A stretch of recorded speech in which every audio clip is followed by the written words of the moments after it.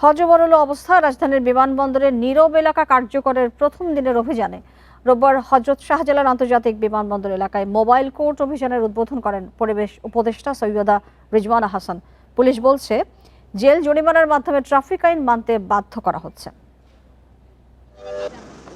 গত সেপ্টেম্বরে ঢাকার হযরত শাহজালাল আন্তর্জাতিক বিমানবন্দরের আশেপাশে নীরব বা সাইলেন্ট জোন ঘোষণা করা হয়, কিন্তু এরপরও খোদ সরকারি গাড়িও চলছে সাইরেন ও হর্ন বাজিয়ে। সিভিল এভিয়েশন কর্তৃপক্ষের নম্বরবিহীন মোটরসাইকেলও নির্দেশনার তোয়াক্কা করছে না। কেবল শব্দ দূষণই নয়, ট্রাফিক আইন কানুন মানছেন না পথচারীরা।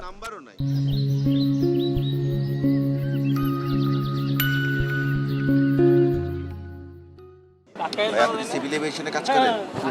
হ্যাঁ, না না না, আপনার গাড়িতে তাহলে সিভিল এভিয়েশনের স্টিকার লাগানো কেন? উদ্বোধন কর্মকর্তা আছে, তার জন্য যে বিষয়টা এরকম হচ্ছে, কিন্তু বিষয়টা তার বিপরীত। হরেন ছাড়া এই জায়গায় আপনি 1 সেকেন্ডের জন্য চলতে পারবেন না। মানুষ রাস্তা পার হচ্ছে, কোথায় দিয়ে রাস্তা পার হতে হবে না হবে সেটা খেয়াল করে না। নীরব এলাকায় শব্দদূষণ বন্ধে ডিএমপি, সিভিল এভিয়েশন, ঢাকা উত্তর সিটি কর্তৃপক্ষ, বিআরটিএ এবং পরিবেশ অধিদপ্তরের সমন্বয়ে অভিযান পরিচালিত হচ্ছে। শব্দদূষণ নিয়ন্ত্রণে বিধিমালার আওতায় ট্রাফিক পুলিশ জরিমানার ক্ষমতা পাওয়ায় সর্বোচ্চ 10,000 টাকা জরিমানা ও 3 মাসের কারাদণ্ড দেওয়া হচ্ছে। এই বিধান অলরেডি চালু হয়ে গিয়েছে। অলরেডি আমাদের ঢাকা মেট্রোপলিটন পুলিশ বিভিন্ন এলাকায় শব্দ দূষণের বিরুদ্ধে মামলা করে জরিমানা আরোপ করেছে। গত 1.5 মাসে প্রায় 9,000-এর উপরে। অতিরিক্ত শব্দ হৃদরোগ, উচ্চ রক্তচাপ ও মানসিক স্বাস্থ্যের জন্য ক্ষতিকর। সবাই সচেতন হলেই শব্দদূষণ নিয়ন্ত্রণ সম্ভব বলে মনে করেন উপদেষ্টা।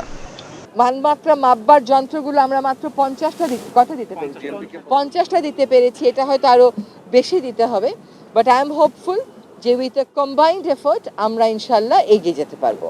উপদেষ্টা জানান, বিমানবন্দর এলাকার পাশাপাশি বনানী, গুলশান ও ঢাকা বিশ্ববিদ্যালয় এলাকায় শব্দদূষণ রোধে কঠোর অন্তর্বর্তী সরকার। Arafatur Rahman, Independent News, Dhaka.